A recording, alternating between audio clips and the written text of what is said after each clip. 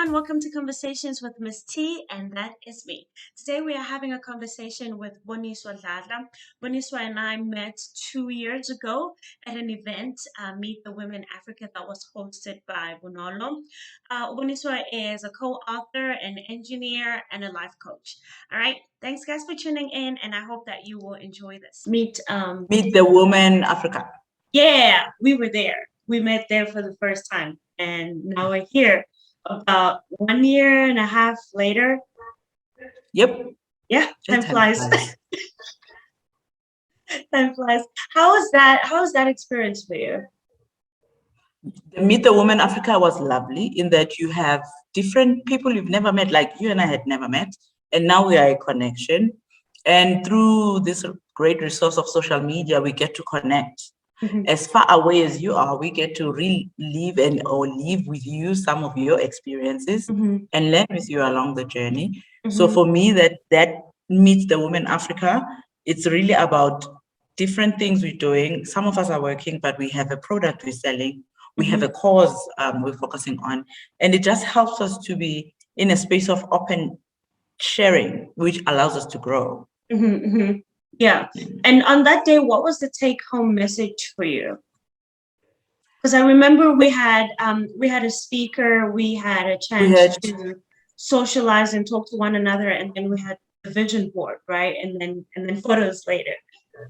Mm-hmm. Yeah. So the speaker for that day was Ndoni Mkunu, and Ndoni's cause really was girls in science, right? Mm-hmm, mm-hmm. Advancing that, advocating for that, making that as visual as possible. Right. So my takeaway from me was really, all of us seem to have different visions or different way of expressing our visions. But when we did the vision board, it is really about growth. It is really about looking at Africa and what is my contribution in the African landscape. Mm-hmm. And in my own talent and in my own niche, allowing that life and allowing that thing to grow once I give it life. Mm-hmm. Because when Doni was sharing about how hard it was to get all the girls together and to get that day's session going, that there were times where she thought it's not going to happen, but she kept going because of the why. So mm-hmm. finding our why and finding our courage in our why mm-hmm. will help us to allow these things to grow, because they will grow, because mm-hmm. they are of a greater purpose than us. Yeah. For me, the things that still, I feel like the things that stuck from what she said was basically the fact that it's okay to have help. And she spoke about, her brother being her pillar of strength, basically somebody that she could call at any time and say, hey, listen, I'm going through this and this and this, and he would understand. So I think it helped me. Sorry, it's not supposed to be on loud. So it helped me allow myself to be vulnerable to people that I can trust. And not feel less of a superwoman. I think, I think that gave me permission to, let other people, show up and let other people hold me when it's not so sunshine in my life, No, that's true. And did you know anybody there prior to the meeting? Or everybody that you met at the event was... I knew Bongi. Bongi invited me. Okay. Yes, so I knew Bongi. Bongi was my connect. And then I now know Bonolo. And I've done an event with Bonolo since then. So, yeah. Yeah, Bonolo's quite amazing. How did you and Bongi meet? I met her through a friend, Sandile. Bongi had a birthday dinner. It's 2019, and Sandile bought the tickets and made me be her +1, and that's when I met Bongi. Nice, yeah. We are all so connected. Yes, no, it's lovely, and I think it's very important to actually cherish these connections, because look at us now, and who knows? Who knows what the future holds, right? Such a small world. It is a small world. When I spoke to you at the event, you said you used to work for a company and you discovered what you wanted to do, which was not in line what you were doing at the time. Do you want to take me through that like journey? Because I feel like we Oh, didn't really get to have like a one-on-one. And I understand there are too many people mm. to connect with. We're all excited and short of time. And you were busy here with the pictures. I mean, I was trying to make y'all look fabulous. Did you like the pictures, by the way? They were lovely. Oh, the day was lovely. Yeah. So, but the work, it was about really what I'm finding now in the coaching space, that people are pivoting. And pivoting means I started in engineering, mining, but after 6 years in beginning, I started questioning, is this what I was born to do? But I silenced that voice. Mm. I'm like, okay, you've just started here, you've been studying so hard, just get it going, you know? So I sort of silenced that voice. But in year 6, that voice became louder and louder and louder. And that's the voice inside of you. And that's the voice when you are alone with yourself, you know that there's something you wish to do, there's something you wish to learn, there's something you wish to become, there's something you want to do that impacts others. Mm. And that is how I found myself in the coaching journey. Because in the company, I was in the second company we used to do, they called it Ambassador for Good. We were ambassadors of the company as employees, and you could outreach in your form or any charity you want or whatever.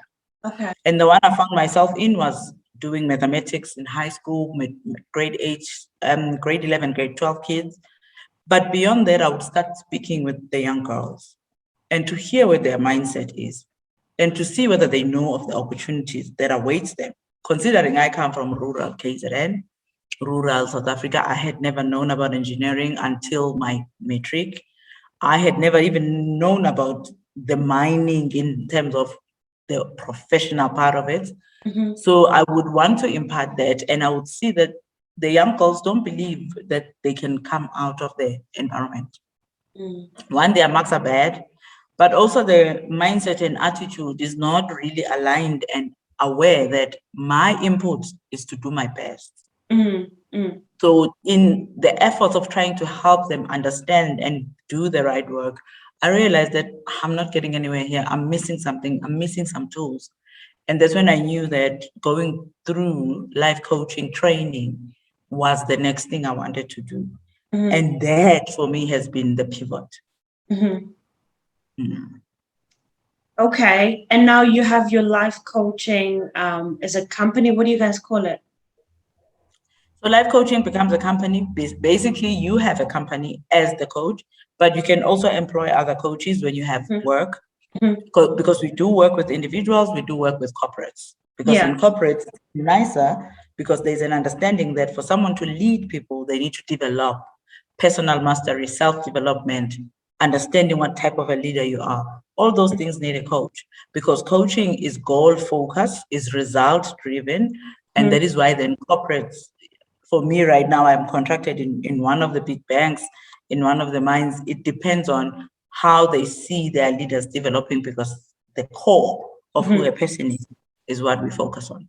So I do that. Yeah. I do mining as well. I'm a woman in mining. I'm from mining, 11 years later in mining, you know. So there's opportunities there as well, which you leverage while developing your own entrepreneurial skills. Yeah. Is it predominantly males that you work with? In mining, yes. In Mm-hmm. coaching, no.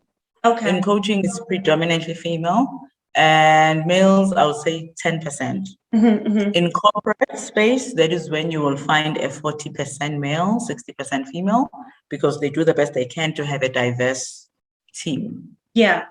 And what are the challenges that you go through in mining? What do you guys call yourselves? Women in mining?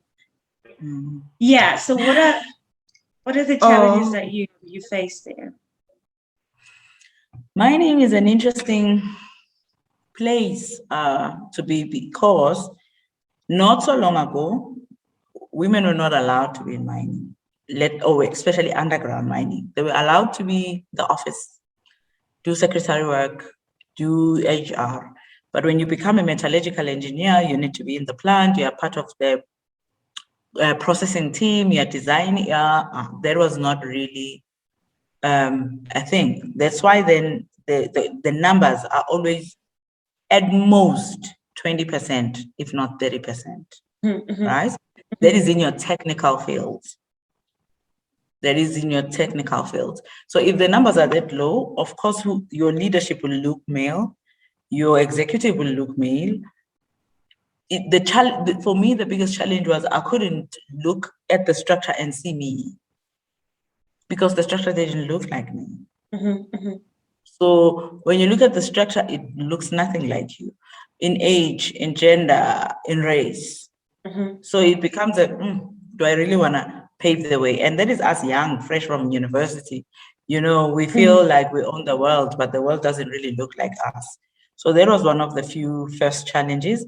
But the second challenge for me was the ability to navigate in different fields, because we all get bored eventually. We all master what we've done and want something else. But when the structure is just like this, and there's little opportunity to be lateral, little opportunity, to go in any other direction, you can feel stuck.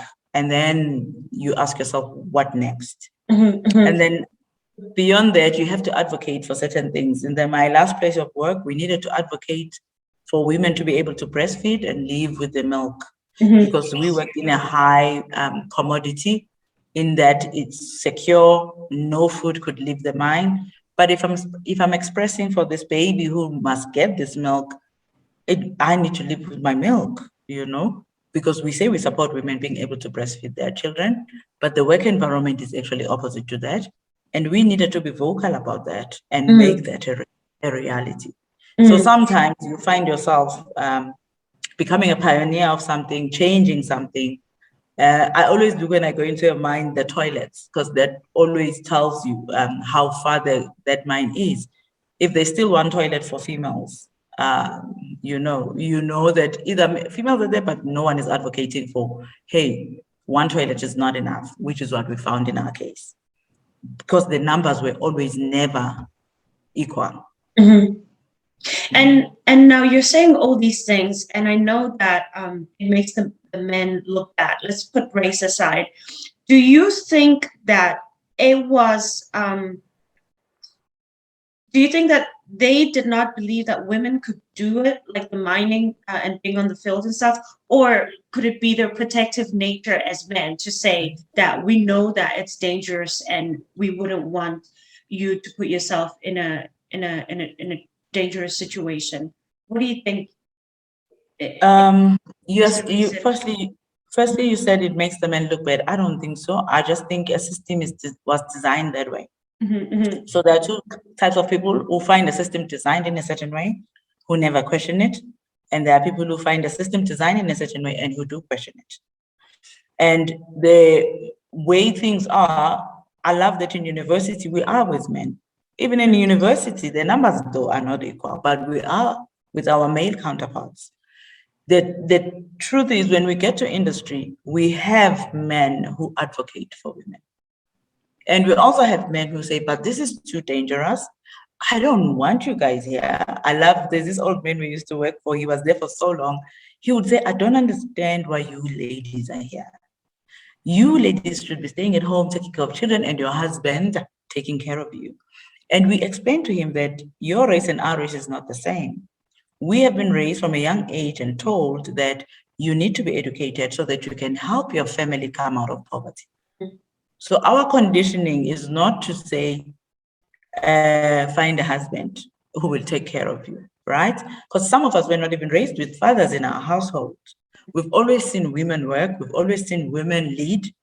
So it really comes natural to us to just follow through with allowing ourselves to be in spaces that maybe most women have not been, but also maybe tough to be in because we've been told that we're capable. So it is a shift with anything. Not so long ago, what they used to use athletes to advertise for cigarettes, and the two had really no correlation, but it used to be okay. So there are things that used to be okay, which with evolution become not okay. So even here, in industry right now, we have so many female advocates. We need to make sure that we are supporting young females as well to love the industry, stay in the industry. And that is why in our book, Walking My Truth, we share the whole experience as holistic as it is, that in that you can still grow. And we now even give you our gift of wisdom in terms of hindsight so that you can do it better than us. Okay. Okay. Sorry, I'm just taking it all in. It's so exciting. Now, okay. Do you think this in the future there's going to be an imbalance? Okay, so say the men are here, right? For example, in your industry, it's mostly males and the women are trying to level up.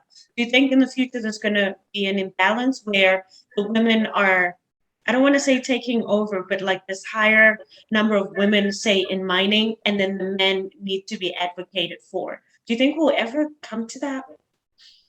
The scales are very far from that. Are very far from that being a reality. If we're still at 12% more, we cannot even dream of more yet. Yeah. We just need to dream of almost, let alone equal. And what's your goal personally? Is it 50-50? What's your goal? My goal is look at our demographics. I think any country whose demographics is represented in parliament, represented in their technical fields, has achieved. Because that's a balance, and that's a balance of way of showing up, of making sure every voice is included, every voice is heard, every voice contributes. Right. But when you look at your demographics, but your parliament looks nothing like it, your most GDP contributing sectors look nothing like it, it says a lot in terms of how far you still have to go. For example, you were talking about that guy, right? Who said, I feel like, you women should not be here. You should be at home taking care of kids and your husband taking care of you. What if some women actually like want that? They don't want to be in the field. They want to be at home, stay-at-home mom and housewife and stuff like that. Like, what are we saying to those women? Is it okay? Because I feel like I would be so ashamed as a woman right now if I wanted to be a stay-at-home mom, because I would look at everybody else like hustling and stuff like that. And then it's like all these women are fighting out there, but I don't want to be out there. I want to be in here. Is it still okay to be in the house and be, old school? I don't think it's a fight for saying everybody must be one thing, right? We are all entitled to choice. And also being in technical spaces is not exclusive of being a mother, right? It is just that everybody came here with a dream and a talent and a skill and an ability. And it is important that in our journey, we contribute in the way that fulfills us. Okay. So if the purpose of that person is to be a mom and stay-at-home mom, of course it means there needs to be a partner who supports them for that to be a reality. And if that partner, God forbid, is not around, and then what happens? Right. That person needs to be able to sustain themselves. Right. So no matter where we are, every girl child, every woman needs to be able to sustain themselves. And in your sustaining yourself, it is your choice. This is not what you call it a shame culture of no, you should strive for more. No. That's why there are teachers, there are doctors, there are lawyers, there are this, because we all wake up and choose. Doesn't mean now that someone wants to be a doctor, the other person must feel bad for being a housewife. It's your choice. That's how you want to contribute, and it doesn't make it any less of a choice. Right. Yeah. But there's a problem when that is now associated with being female. It's not. Okay. Yeah. All right, I get it. No, it's just something that I was thinking about. And this is the first time that I actually vocalized it. I was like, how about those people who actually don't want to be in the work environment? Are we still giving those women permission to be themselves, to be, if, like you said, it's all about choice, and I get it, but permission to live your life doesn't come from anyone but yourself. Right. Yeah, I get it. Yeah. Okay. And that is And that is why I'm saying whoever is choosing, the challenge here was it was decided by someone that women belong in the kitchen. That's not true.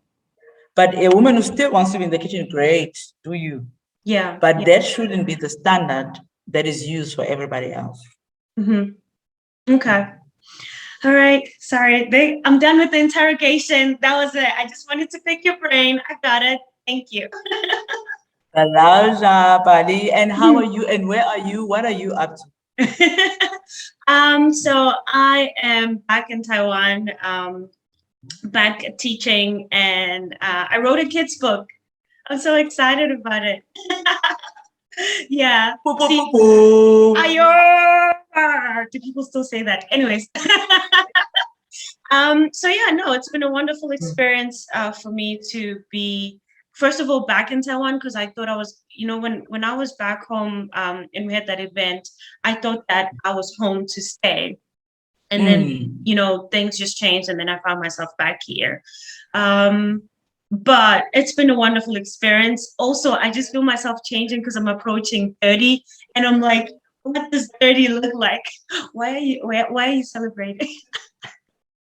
Girl, they ain't no going back. You might as well celebrate going forward. Yeah, child. Yeah, I'm starting to experience some like physical changes, but it's nothing bad.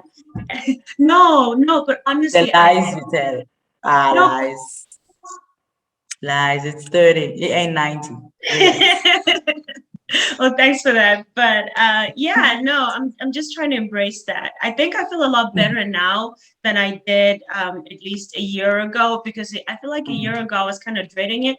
But now I'm so happy because I've noticed just how much I've grown as a person, and emotionally for me as well, because now I feel, although my friends might not completely agree, I feel like I'm more emotionally stable. Like I can feel my feelings and be okay with that, with how I feel. And so tell me why that deserves a clap. Because some of us are so scared of it. You are just saying now, I'm comfortable with any feeling that I'm feeling and I process it. Yes. So I like that. That's good. Yeah. In terms of my career, I don't even, do I have a career as a teacher? I don't know. You do? You do. I think I refrain from calling it a career because I just feel like it's part of me. It's who I am. I would still teach even if there wasn't like even if there wasn't a building to teach in, I think I would still find a way to gather a few students and teach. So it's who I am, and I'm really happy about that. And I'm happy about all the other things that I'm learning on the side. I was actually talking to somebody a few weeks ago, and they were just basically telling me, Uti, they've decided to grow in their field, right? And for me, it's like, as much as I can grow in teaching, and I'm learning, something new every time, every year, every semester, child. I just feel like branching out for me helps me, because if I did not find interest in photography, I don't think I would have met you. You know what I mean? Yeah. So even writing a book, I feel like I've met so many wonderful people through that branch out, and learning, dance and stuff. I've met amazing people. So I just really, I just really like how diverse my life has been. I'm really enjoying that. Oh, that's amazing. Yeah. Congratulations on the book. Is it on Kindle, Amazon? No, we're still doing physical copies now because I really want the kids to, engage with the book physically. Yeah.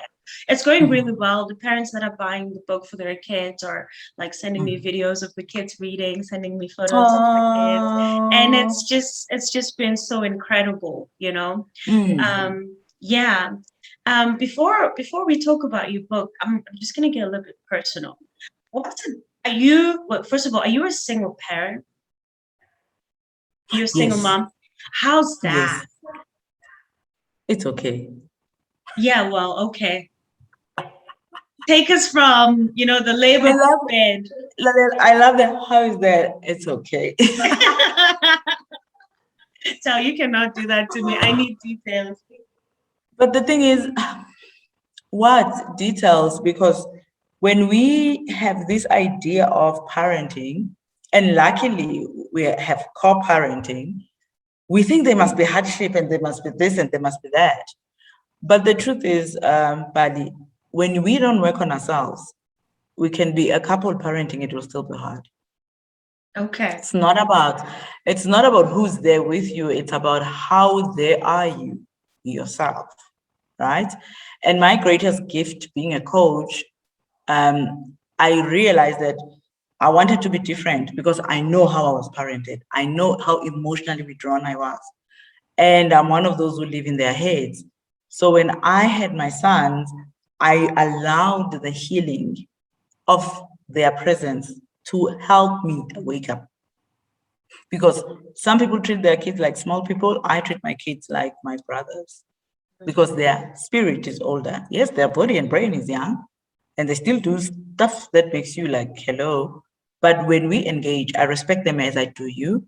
Mm-hmm. I talk to them as I do you. Mm-hmm. And in that, I found an expansion in that we really communicate like I'm communicating with another adult. Mm-hmm. So there is no, I'm trying to control you, I'm trying to make you do what I want you to do. No. That is why for me, we are partners. I've found that parenting for me is a partnership. I took it as a spiritual partnership because when they were born, I, as a mother, was born. Mm. So I'm not coming as Boniswa the adult. I'm coming as I'm a newborn mother. So I'm also 12 years old as a mother, which is the age of my oldest son. You see, I'm glad I asked this question because you have a different perspective. And so I need to process it from that angle. Just give me a minute. Oh, wow. I was having a conversation with a colleague of mine, right? And she recently got married. And I mean, I'm very, very happy for her. And obviously, the next thing is to have kids. And she said to me out of frustration, I really hate it that there's so many people who are telling me about all the things that could go wrong, all the hardships that come with parenting. I want to know the good stuff. So I guess I'm also asking the question on that behalf, and also on the behalf of women who want to be parents but don't have the partner to be parents with, because sometimes I feel like sometimes women pay the price for the independence, and I know this is going to sound harsh, and the price is you cannot find a compatible mate, because honestly there isn't that many males out there who can handle an independent woman, you know? So I'm asking it from those angles then. And also just like plain right women who want to do this all by themselves, Say a little bit more. In a little bit more, I have a client now. She's 42. She's ready to have a baby. She's getting a donor from somewhere. She's getting on with it, right? What we have been conditioned to be and believe is that we need to find a partner and then we need to have babies. And then, we've ticked. But when that has not happened and you are taking ownership of yourself, and here the female saying, I would like to have a baby right now, but I'm not in a relationship. Neither am I going to fit myself into a relationship or pursue a relationship that doesn't serve me in the hope of having a baby. Then you are honest enough with yourself to say what other options are available. Then you can go the donor route, which is what my client is doing. Because a relationship is something else. That is why even in marriage, people divorce, and those children which we thought we were getting married to have are now finding themselves needing to be rebalanced, needing to be shared. Because the relationship is something else, and then the parenting relationship is something else. Just that we've been taught to say, once we marry, we will parent together. But it has happened that sometimes we break up, and there's still people to parent. So it is not that we are here together that will make us good parents or great parents. No, It is how functional are we in ourselves as people, individuals, as a couple, that makes us to have an environment that is conducive for another soul to grow. Mm-hmm. If that environment is one person, that is still great enough. You are actually at a higher chance of raising an emotionally stable child who can contribute to society. Mm-hmm. Because they are not constantly exposed to turmoil, to fear, to abuse. And normally when people don't like each other, there's a lot of abuse that happens. Can I interrupt you and then you can continue? I'm What, done. what about the void that the kid feels? Because I know kids feel the void when the other parent's not there. The void is our perception because we haven't told the truth. So if you were going to go and get a donor, there is an age 2, 3 where you need to sit your child down and say, my baby, I found a donor. I don't know who your dad is. Your dad might be alive, your dad might be not alive. At the age of 18, you are allowed to search for your dad. And normally that's what the donor rules are. I know this because my client is in there. So the rules are at 18, this child has permission to go look at the record and find this person and say, hello, how are you? This is me. Because the mother is taking conscious decision to have a baby. I have a next question. Where are the records? Where are the records? Sorry, I'm so excited about this. You said the records. How does the kid get hold of the records? Like, where do they keep these? Does the mom have? Wait, remember, I love that you and I don't know this because we are not going through them. There's a donor clinic you go to. You choose from the samples that are there. Then the sample is given to you, then put in you. So there is a record at the donor clinic. Also, your mother knows the profile of the person. Oh, okay, cool. Okay, so now you can continue. Sorry, I don't know. Because they're choosing the donor, remember? Yeah. So I don't know anything. That's why I'm asking and getting excited because I'm like learning. Yeah, okay, continue. Yeah, the void.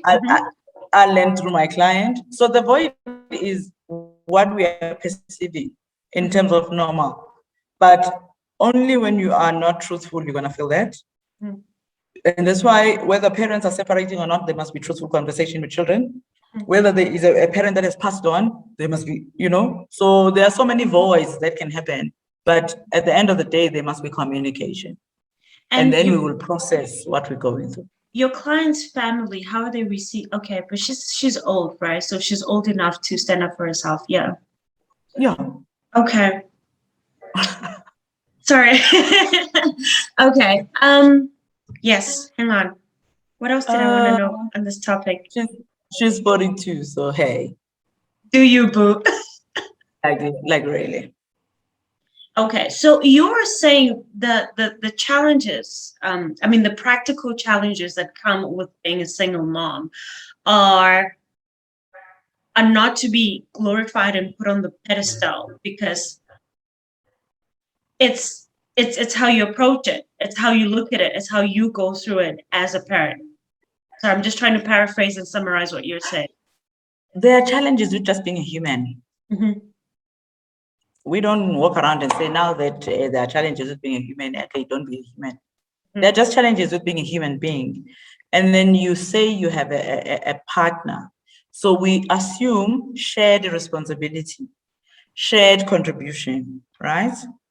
I'm just saying that assumption is not true, even in couples that are married. Yeah. So, but in a single, remember, single is not a parenting status, it's a relationship status. You and your big sentences, I love it.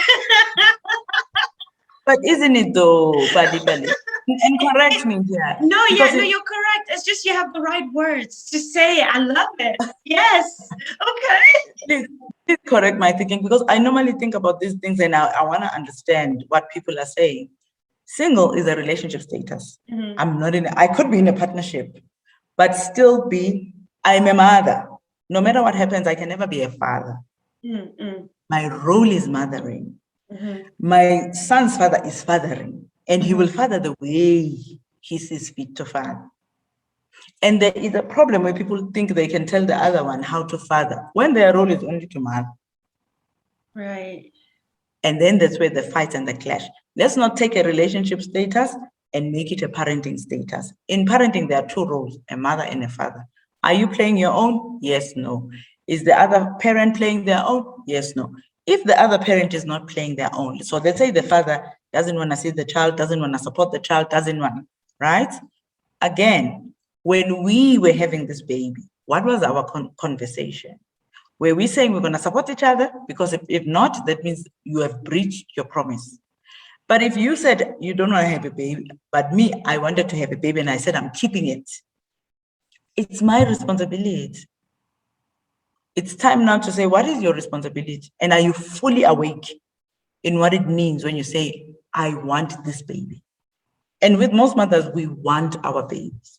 Naturally so, we want our babies. But in the hope of this person being here, if your yes is conditioned on that, then it's very dangerous. Then you can't possibly see yourself thrive while being a mom because you wanted this person there. You must get this a lot. Like when you speak to people, you must get this face a lot. Like, okay, Boniswa, we are hearing you. Yes. And that's my view, Balibali, and that's my view. So I can't say to people, when you're a single mother, you will suffer. I do my degrees. I'm doing my MBA now. Congrats. You just decide what is important to you and who are you and what defines you and how do you allow yourself to grow regardless of who you think should be there, because sometimes it's not that a person must be there. You think they should be there because you don't want to trust yourself to do what you need to do. Okay. I heard you. Okay. So have you coached males? What are the challenges? Like, what are the biggest challenges that males go through? Can you please just let us know? Sorry. No, ngithanda indaba. Lirata ditaba tsa batho. Are you Sorry. So males, communication is a big thing.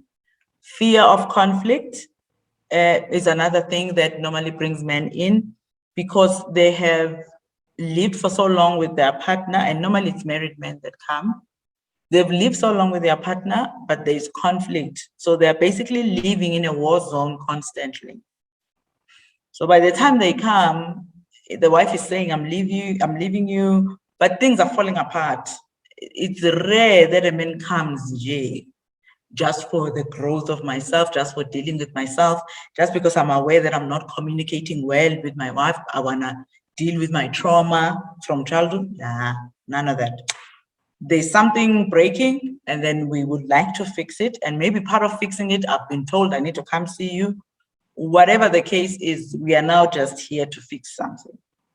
Versus females who say, I have the money, I have the career, I'm not okay. Help me. I'm not content. I'm not happy. I would love to be in a relationship, but I also fear relationships. So there's an awareness of this is going well, but this I need to invest in. So normally those are different. When you say communication, you mean what do you mean exactly? In a communion or couple, we need to communicate. But most times, males find themselves listening to what the wife doesn't like, what you did wrong, how you need to prove, how there's always the constant fire of what is missing. Then normally absorb, try to fix, absorb, but it always gets worse. Because everybody's happiness is inside of them. And when a person has not learned how to be happy, it doesn't matter what you do today, tomorrow they're going to find something else that you need to do. So there's that. Of course, there's the other part where I've messed up. I need help convincing my wife to stay with me. A person is fully aware that they lied, they cheated, they did whatever. So that's another story altogether. Okay.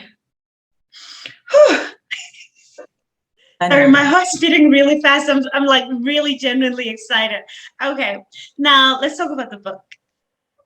Where's my book? Oh, it's not here. So the book is a collaboration. Oh wow, my desk So doesn't have my.